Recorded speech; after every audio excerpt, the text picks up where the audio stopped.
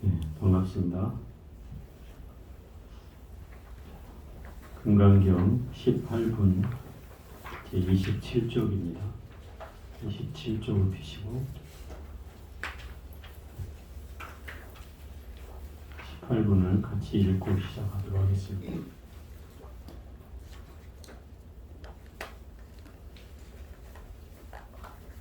다 피셨어요?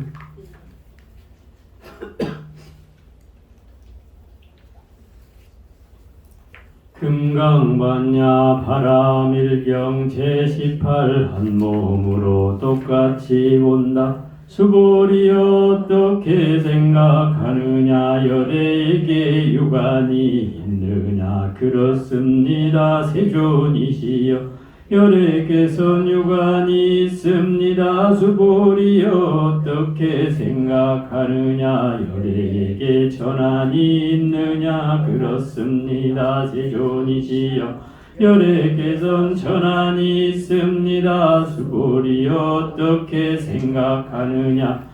열애에게 해안이 있느냐. 그렇습니다. 세존이시여 열애께선 해안이 있습니다. 수볼이 어떻게 생각하느냐.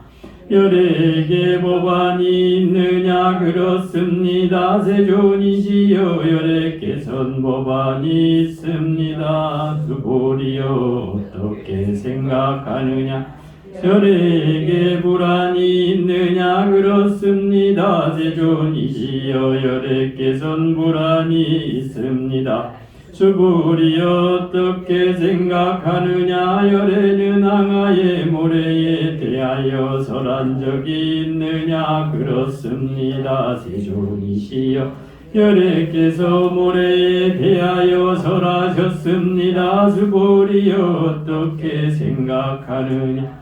한 항아에 있는 모래만큼 이러한 모래와 똑같은 항아가 있고 이 모든 항아에 모래만큼의 불세계가 있다면 이는 정녕 많다고 하겠느냐.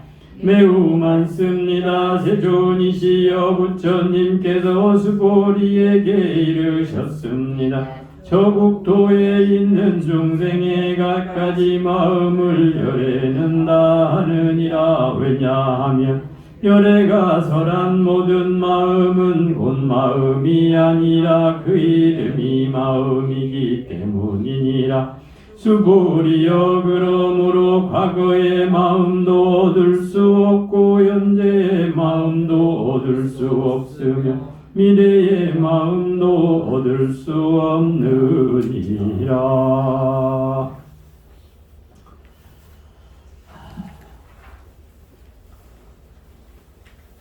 이 18장을 하기에 앞서서 저번 주에 했던 내용을 잠깐만 요약을 해보면 이 후반부의 시작이 17장이라고 했어요. 여기는 구경무화분이고 끝내에 나라고 할 게 없다.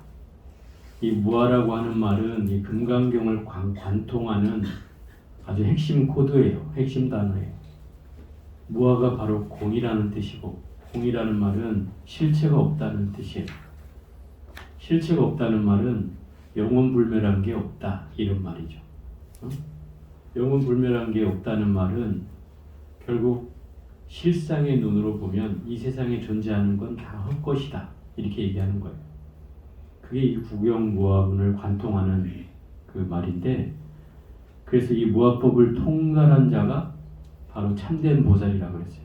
그 무화법이라는 게 바로 공에 관한 이치를 터득한 것이고 이 세상을 연기법의 이치로 보는 것이다. 세상은 서로 얽혀져 있지만 그런 세상 속에서 바라보는 그 중생계에서 바라보는 현상이라고 하면 그걸 부처님의 눈으로 또는 실상의 눈으로 보면 다 헛것이다. 다 환이고 헛개비다. 이런 거죠. 이런 두 가지 관점을 여러분들이 좀 이해를 해야 훨씬 이해하기가 쉽다. 그래서 이 무화법은 실상의 눈으로 본 것이다. 이런 뜻이에요. 그래서 결국 이 구경무화분에서 얘기하는 전반적인 내용이 이 금강경에는 이 사상을 제거하는 사람을 보살이라고 해요. 사상은 아상인상, 중생상, 수자상을 제거하는 사람이 보살이고 그 상을 제거했기 때문에 이 사람은 나라고 하는 상을 가지고 있지 않겠죠, 당연히. 그래서 무아법에 통달한 자라고 얘기하는 거예요. 그 무아법을 통달한 사람이 바로 보살이다, 참된 보살이다, 이런 거죠. 이 18장은 일체 동관분이라고 하고요. 어떤 데는 뭐 모두 일체라고 쓰는 곳도 있어요. 그런데 보통은 이제 몸체자를 쓰죠. 한 몸으로 똑같이 본다, 이런 뜻이죠. 한 몸으로 똑같이 본다는 것은 부처님께서 중생을 바라보는 눈을 말하는 거예요. 부처는 중생을 어떻게 보냐면 나와 똑같은 한 몸으로 본다는 거예요. 일체 동관이라는 말은 그 말이에요.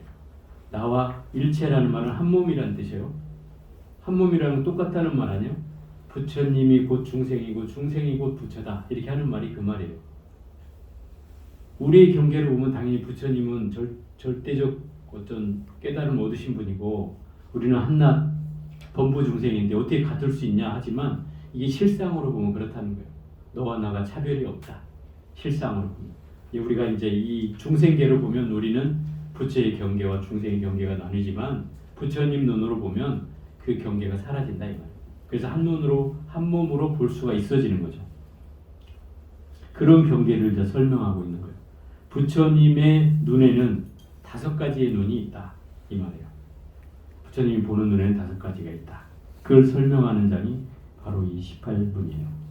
읽어가면서 보겠습니다. 수보리여 어떻게 생각하느냐? 열에게 유관이 있느냐? 그렇습니다. 세존시여, 열에께서는 유관이 있습니다. 유관이라는 것은 우리 육신이 가지고 있는 눈을 말해요. 우리 평상적인 눈이죠. 근데 부처님 눈도 이 평상의 눈을 가지고 있어요. 다만 우리는 사물을 볼 때 내 식대로 보잖아요. 네? 내 식대로 봐요. 여러분 잘 이해를 할지 모르겠는데 내 식대로 본다는 말이 이런 거예요. 똑같이 봤는데 어떤 사람은 그걸 좋다 하고 어떤 사람은 싫다 하고, 그죠? 또 어떤 사람은 맞다 하고 어떤 사람은 틀리다 하고, 똑같이 봤는데 그렇단 말이에요. 그건 뭐예요? 내가 보여지는 경계로 봤다는 거예요. 내 식으로 본 거죠. 내 업식이 발현한 상태로 보기 때문에 그 눈이 똑같을 수가 없죠. 차별이 있을 수밖에 없죠. 그게 내 업에 관련된 현상으로 보여지는 거예요. 그러니까 어찌 보면 내가 과거에 경험한 지식을 총동원해서 대상을 바라보기 때문에 내 경험한 지식은 다르죠. 네? 사람마다 다르잖아요. 내 경험한 지식은 다 달라서 보는 방식도 또한 어떤 사람은 노란색이 나타나니까 난 노란색 싫어하는 사람이 있는가 하면 어떤 사람은 난 노란색이 너무 좋아, 이런 사람이 있을 거 아니에요. 나는 좋지도 않고 싫지도 않아, 이런 사람도 있을 것이고, 그죠? 이것은 결국 내 업식에 관연한 끊임없는 경험에 의해서 그걸 판별해내는 기준이 된다, 이 말이에요. 내가 살아오면서 경험했던 것들이. 그러니 이 보는 방법은 다 다를 수밖에 없죠. 그래서 이 허상을 보는 중생계 속에서는 이런 분별심으로 가득 차 있기 때문에 유관이 설사 있어도 똑같이 볼 수가 없다, 이 말이에요. 그런데 부처님 눈은 똑같은 우리의 눈이라 하더라도 실상과 허상을 구분할 줄 안다, 이 말이에요. 이 얘기는 무슨 얘기냐면 앞에 경계가 나타나면 그 경계를 허상인지 실상인지를 분명히 알아차린다는 거예요. 그것만 할 줄 알아도 우리가 뭐가 없어지냐면 집착이 사라져요. 우리가 가장 어려운 게 집착을 없애는 거잖아요. 근데 그게 사라져요. 허상과 이 실상을 구분할 줄 알면. 부처님 눈은 차별 없이 보기 때문에 가능하다는 거예요. 그게 유관이에요. 또 수보리에 어떻게 생각하느냐? 열애에게 천안이 있느냐? 그렇습니다. 세존이시여, 열애께서는 천안이 있습니다. 천안이라는 건 또 뭘까요? 천안은 하늘을 볼 수 있는 눈을 가졌다, 이런 뜻이에요. 그걸 천안이라고 해요. 이 천안은 흔히 말하는 육신통, 부처님이 말하는 신통력에 다 들어있어요. 뭐 천안통, 천이통, 그죠? 뭐 하늘을 볼 수 있는 눈, 천안통. 또 하늘의 소리를 들을 수 있는 귀, 천이통. 뭐 이런 걸 얘기하니까 뭐 하늘을 볼 수 있는 그 눈을 가졌다고 해서 이걸 천안통이라고. 물론 부처님만 천안통을 갖는 건 아니에요. 이 천안통은 수행을 해서 도를 얻은 스님 중에도 가능하고 또 뭐 마왕도 이걸 할 수 있고 요 유마경에도 보면 마왕도 다 신통을 부린다고 나와요. 또 그 마왕뿐만 아니라 사이비 교주라도 일정한 수행의 경지를 얻은 사람은 이 육신통을 부릴 수 있다고 나와요. 이게 이제 부처님 경전에도 그런 표현이 나오는데 부처님이 이 금강경을 설하기 전에 처음으로 55명의 제자를 얻고 나서 전도선언을 한단 말이에요. 전도선언은 뭐냐면 부처님의 가르침을 전하라고 55명의 제자들에게 떠날 것을 얘기해요. 그래서 각자 지역으로 가서 이 부처님 법을 전하라. 이게 전도선언이에요. 55명 생겼을 때 그런단 말이에요.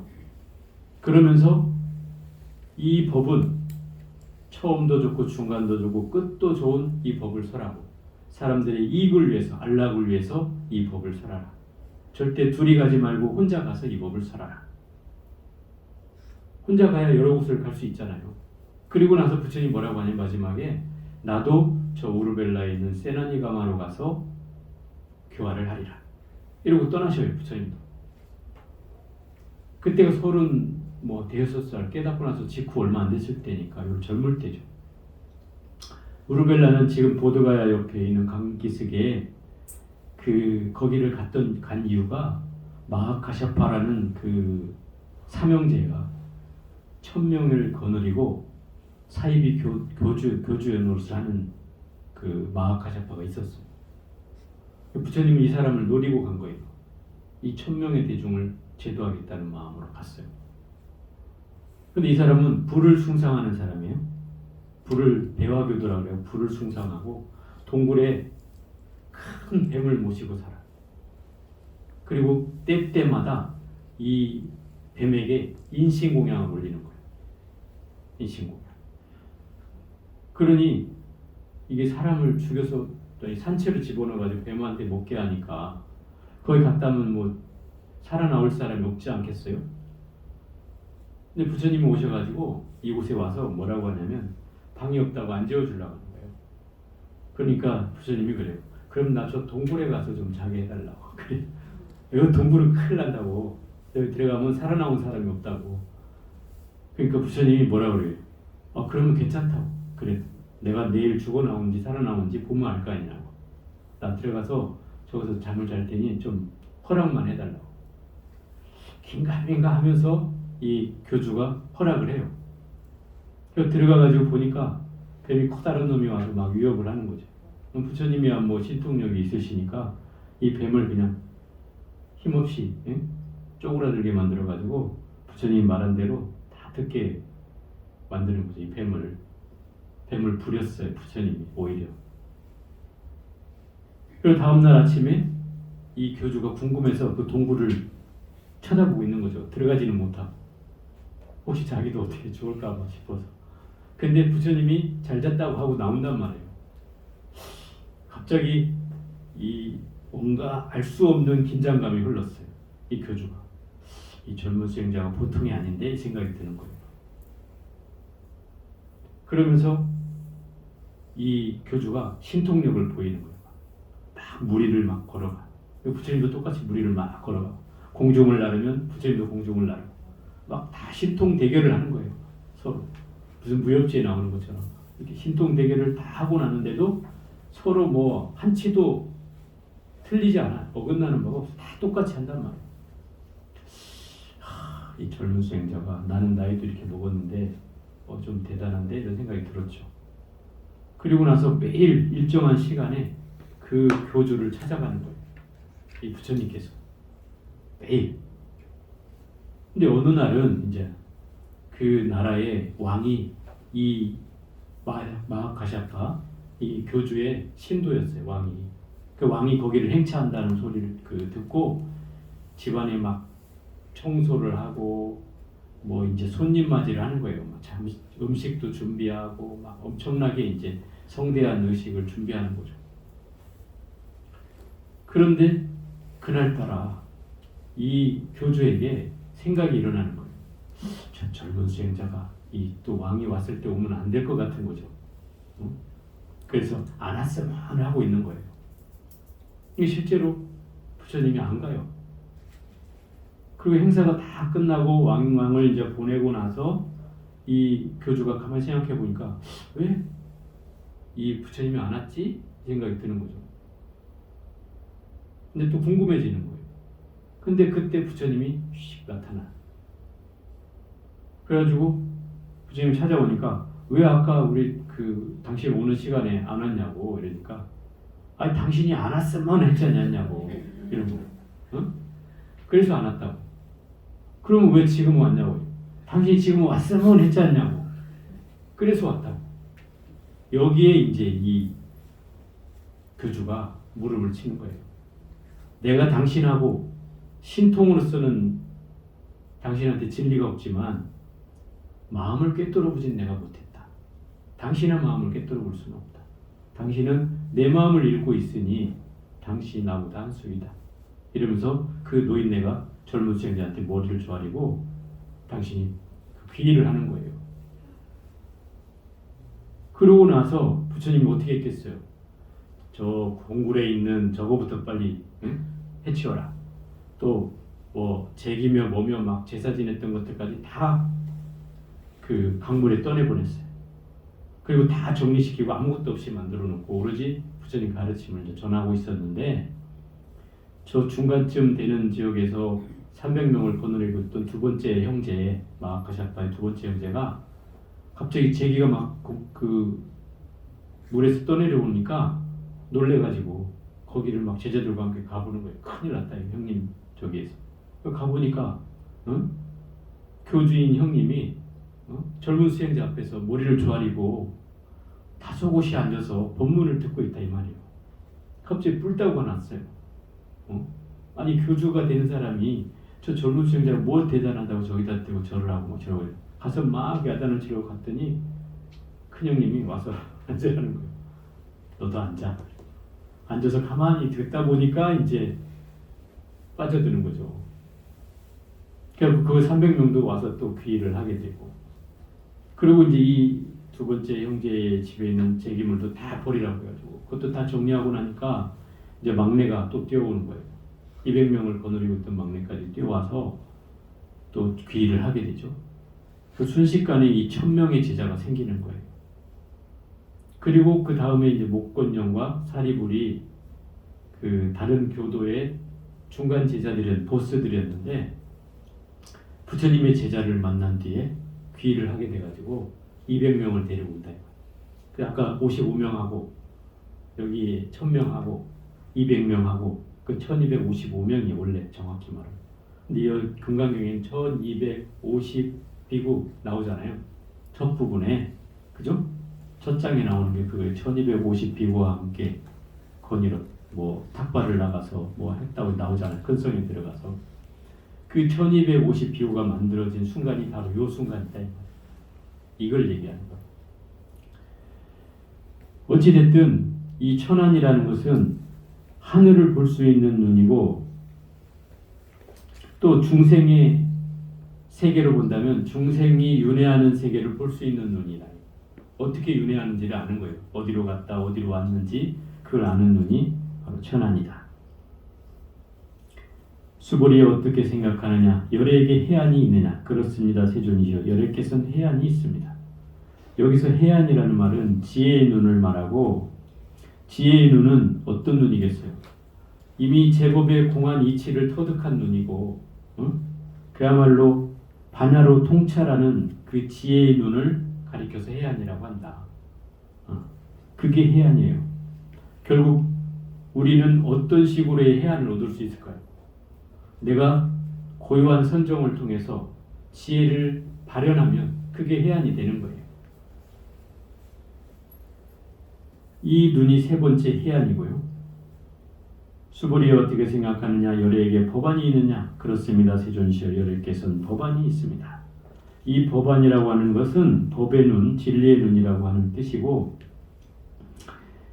그 만상의 경계, 삼라만상의 경계, 내 앞에서 펼쳐지는 모든 삼라만상의 경계를 훤히 볼 수 있는 안목, 그게 법안이고 또 일체법이 연기되어진다는 서로 의존해서 관련돼서 이 관계성의 법칙으로 일어난다는 원인과 조건에 의한 결과로 나타난다는 그런 법칙으로 볼 수 있는 눈, 그게 법안이다.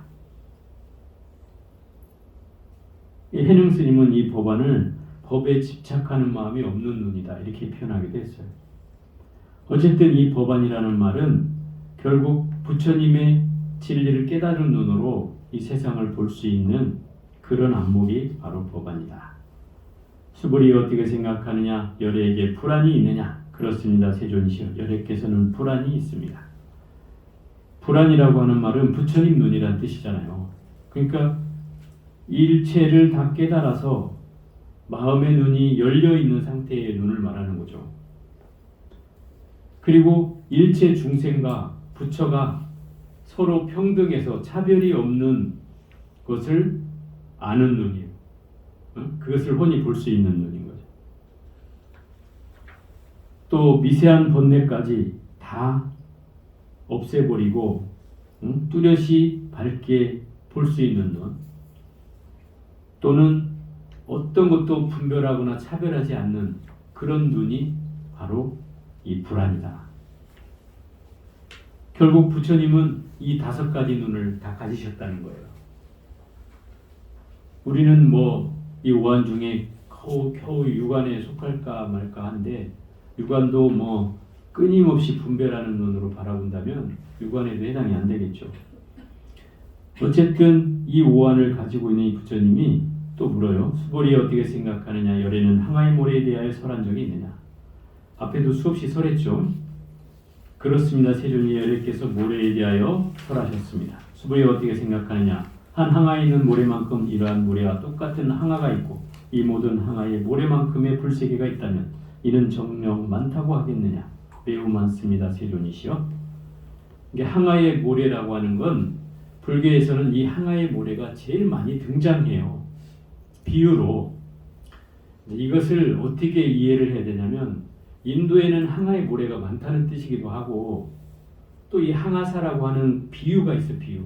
항아의 모래라는 것은 우리가 흔히 말하는 숫자에 수학하는 선생님들이 있나 모르겠어요. 숫자의 범위를 나타내는 말 중에 예를 들어서 우리 억 다음에 뭐예요? 초 다음에 뭐예요? 경 다음에 해 다음에 모르죠? 이렇게 하고 쭉쭉쭉 올라가서 맨 마지막에 가면은 무한대수, 불가사의, 불가설, 우리 금강경에 나오는 이런 말들이 전부 다 숫자 무한대수를 나타내는 말이에요. 심지어 항아사도 있어요. 항아사도 10의 몇 겁, 10의 몇 승 이런 거 있잖아요. 10의 50 몇 승 이런 거. 이런 게 무한대수거든요. 아마 지금 그 인도에 쓰는 이런 말들 중에 이 숫자를 무한대수의 숫자를 표현하는 말들이 있어요. 이게 금강경에는 굉장히 많이 나오는데 이 항아사라는 말은 그런 말의 하나예요. 그러니까 항아사의 모래를 비유로 드는데 그 모래의 숫자가 10의 몇 승이 될 만큼 50 몇 승이 될 만큼 엄청나게 많다 이 말인 거죠. 셀 수 없이 많다. 이 항아라는 말은 인도 말로 하면 강가라는 말이에요. 강가. 우리말로 하면 뭐예요? 강가자, 강가. 비슷하죠? 강가. 그 말이에요. 거기서 나왔어요. 그래서 그 모래사장, 강가에 모래사장이 거의 바다처럼 있어요. 모래사장. 그것도 모래도 우리는 모래가 붉잖아요. 근데 그 인도의 모래는 분진같이 고와요. 그러니까 바람 불면 막 먼지 날리듯이 날아가고 막 그래요. 그런 고운 모래이기 때문에 엄청 많죠. 그게 따져보면 숫자로 생각하면 헤아릴 수도 없죠. 그래서 이 항아의 비유가 그렇게 많이 나오는 이유 중에 하나예요. 인도의 그 바라나시 강가에도 있고 또 기원정사 강가에도 있고 어디를 가나 이 항아사가 있어요. 그래서 이 항아가 모래알만큼 많기 때문에 그 모래알만큼의 숫자를 다 한 모래알마다 부처님 세계가 있다고 한다면 그러면 얼마나 많겠느냐는 거예요. 응? 불세계가 그 모래 한 알의 숫자에 있다면, 예를 들어서 그런 게 있어요. 여러분들이 잘 모르는데 그 법성계에 보면은 일미진종함시방 이런 걸 들어봤어요? 한 티끌 안에 시방을 담고 있다. 시방은 뭐예요? 큰 세계를 말해요. 동서남북, 그 다음에 간방에 네 군데에다가 상하까지 합쳐져서 우리가 시방이라고 하면 일체 모든 세계를 시방이라고 하거든요. 불교에서. 원래는 십방이죠. 십방. 그걸 읽기 좋게 시방이라고 하는데 이 세계가 한 티끌 안에 있다는 거예요. 그러면 여러분 이렇게 하면 잘 이해를 못하는데 물 한 방울에 과연 여기에 몇 명의 생명체가 살까요? 얼마 정도의 생명체가 살까요? 물 한 방울에. 제가 알기로는 과학자들이 한 말인데 10억 층의 그 벌레들이 있다는 거예요. 물 한 방울에. 현미경으로 볼 수 있는 데까지 보면 이렇게 미세한 곤충들이 아니 그 생명체들이 있다는 거예요. 물 한 방울에. 그럼 그 물 한 방울이 세계 아니에요? 세계? 그죠? 그런 뜻이다 이 말이에요. 일미 한 티끌 안에 그런 세계가 펼쳐져 있다는 거예요. 그러니 결국 우리가 보이지 않는 세계를 우리가 인정 안 해서 그렇지 결국 이 작은 세계에도 그 세계가 이루어졌다는 뜻이죠. 그러면 인간이 사는 세계도 한 세계라고 할 수 있는 거예요. 사람도 한 세계예요. 그래서 뭐라고 그래요? 사람은 소우주라고 그래요. 소우주. 그죠? 인간을 소우주라고 한단 말이에요. 우주의 축소판이다. 그것도 한 세계이기 때문에. 또 우리 사람 인체 내에도 얼마나 많은 생명체가 같이 살아요. 그렇잖아요? 그 생명체가 없으면 사람은 죽어요. 그 생명체가 있기 때문에 사람이 사는 거예요. 그러니 이 생명체 안에도 얼마나 많은 세계가 있냐 이 말이에요. 이런 걸 우리가 잘 곱씹어보면 이 불세계라고 하는 말을 잘 이해할 수가 있다 이 말이에요. 매우 많습니다. 세존이시여. 부처님께서 수보리에게 이르셨습니다. 저 국토에 있는 중생의 갖가지 마음을 열애는 다 아느니라. 이 갖가지 마음을 다 안다는 것은 어떤 뜻이냐면 부처님께서 아까 뭐라 그랬어요?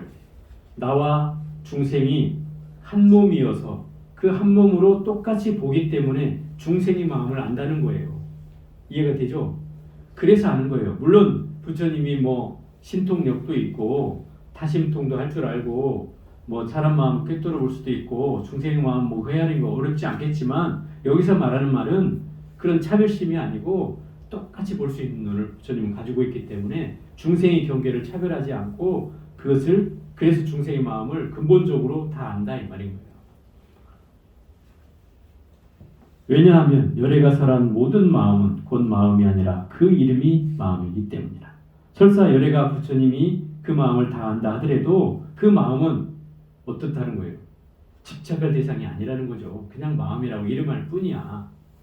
그것도 영원한 건 아니기 때문에. 그죠? 마음이라고 할 뿐이다. 수보리여, 그러므로 과거의 마음도 얻을 수 없고 현재의 마음도 얻을 수 없으며 미래의 마음도 얻을 수 없느니라. 이게 금강경에서 중요한 구절 중에 하나죠. 18분에 나오는 이걸 일러서 과거심 불가득, 현재심 불가득, 미래심 불가득이다. 이렇게 얘기하는 말이에요. 이 말에 재밌는 일화를 제가 하나 소개하면 중국에 이제 그 덕산 스님이라는 스님이 계셨어요. 이 덕산 스님은 금강경의 대가예요. 금강경을 앞으로 외우고 뒤로 외우고 금자 한 자만 가지고도 하루 종일 썰을 부를 수 있는 대강백이에요. 요즘 말로 하면 대교수쯤 된다 이 말이에요.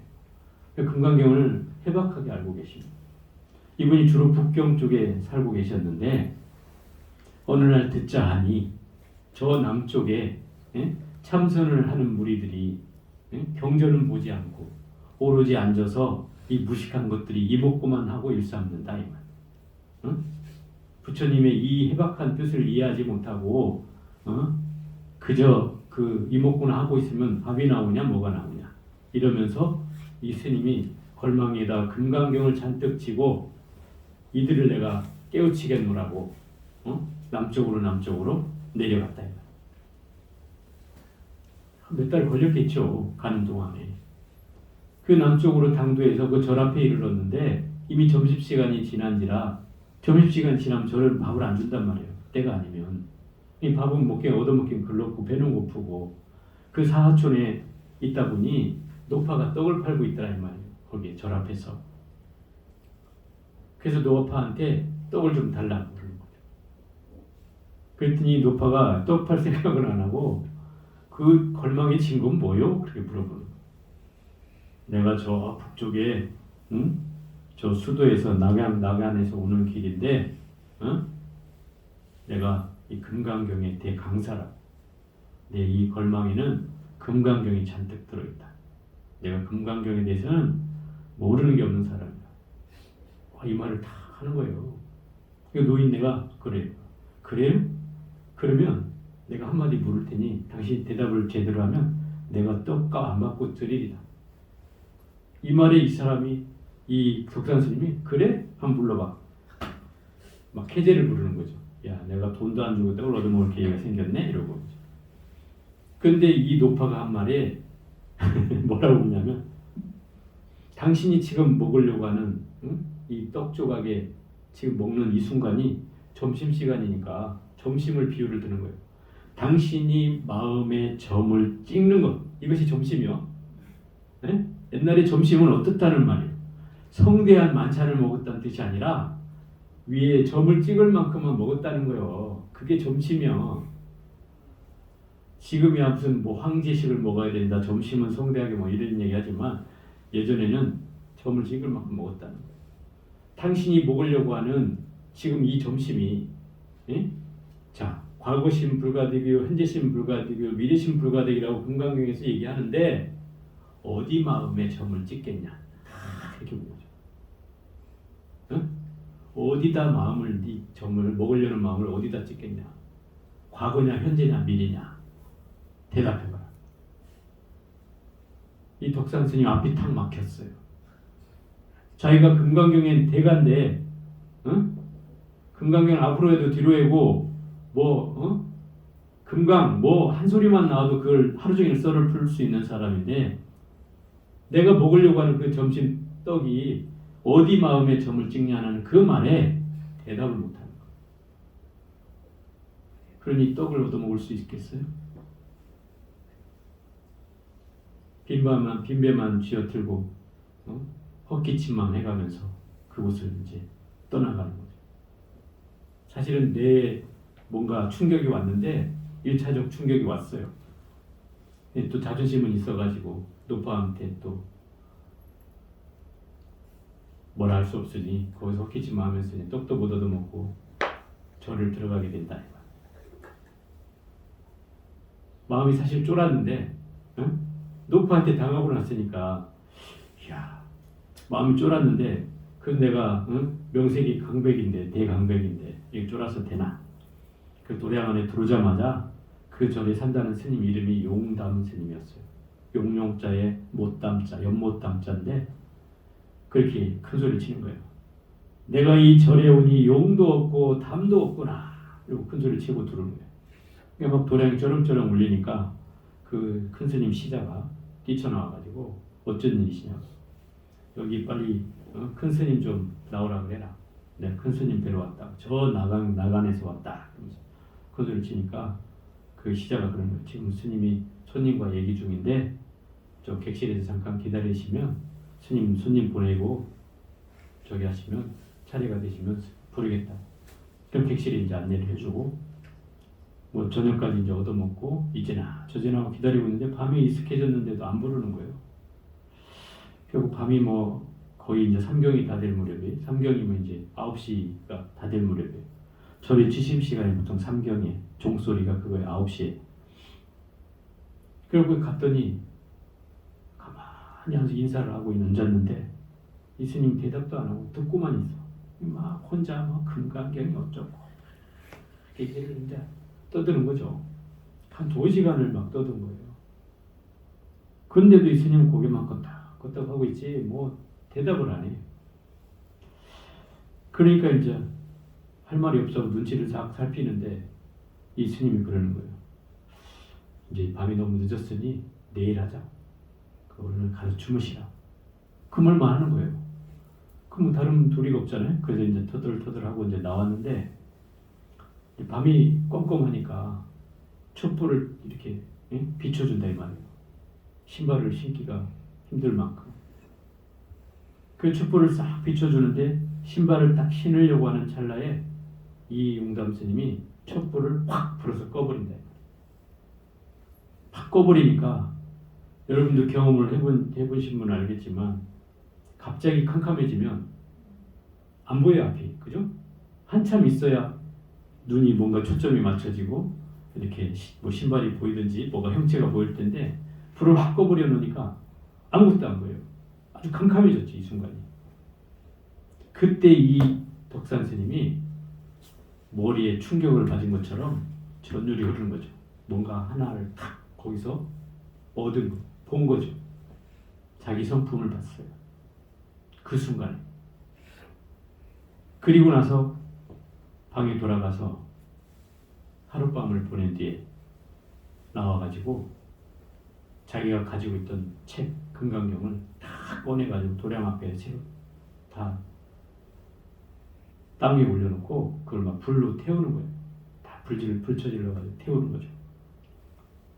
그 왜 금강경을 태우냐고 하니까 내가 여기 왔을 때는 이 무식한 중들을 깨우치겠다고 하고 찾아왔지만 결국 무식한 건 나였다.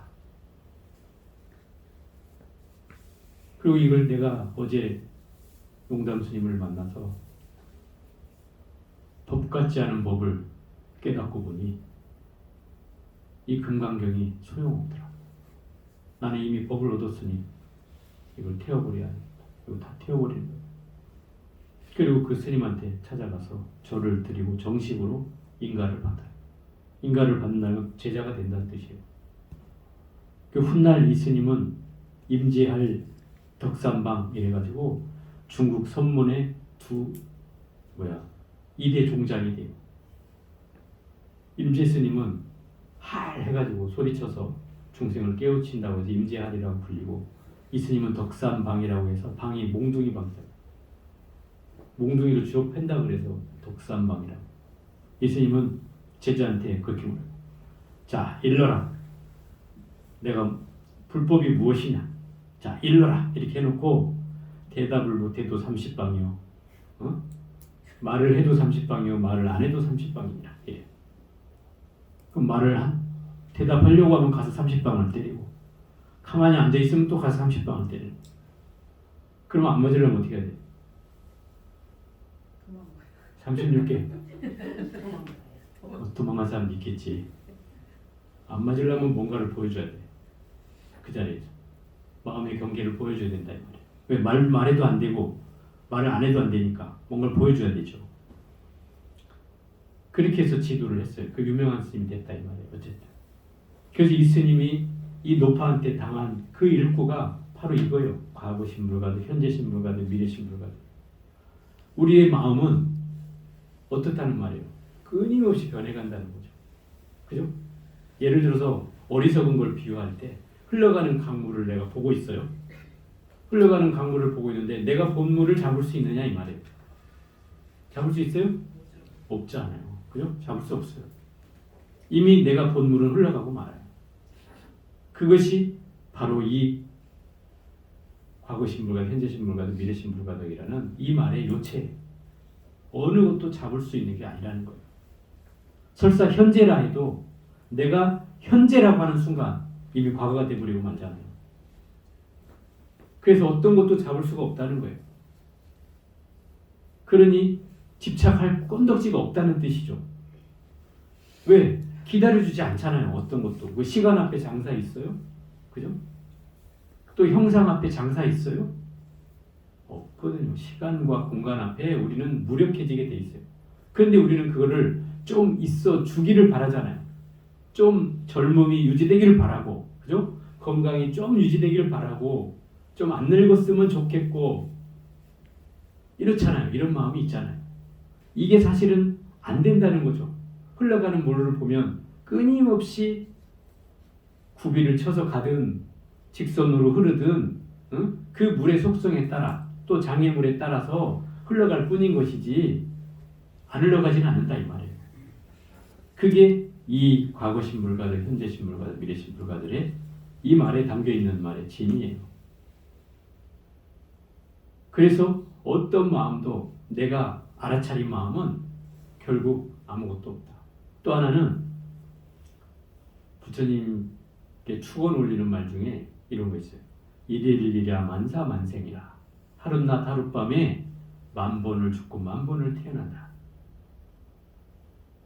이게 무슨 말이에요? 우리가 만번을 죽고 만번을 태어난대요. 무슨 말이에요? 우리의 생각이 찰나생 찰나멸이에요. 찰나로 일어나 찰나로 사라진다 이 말이에요.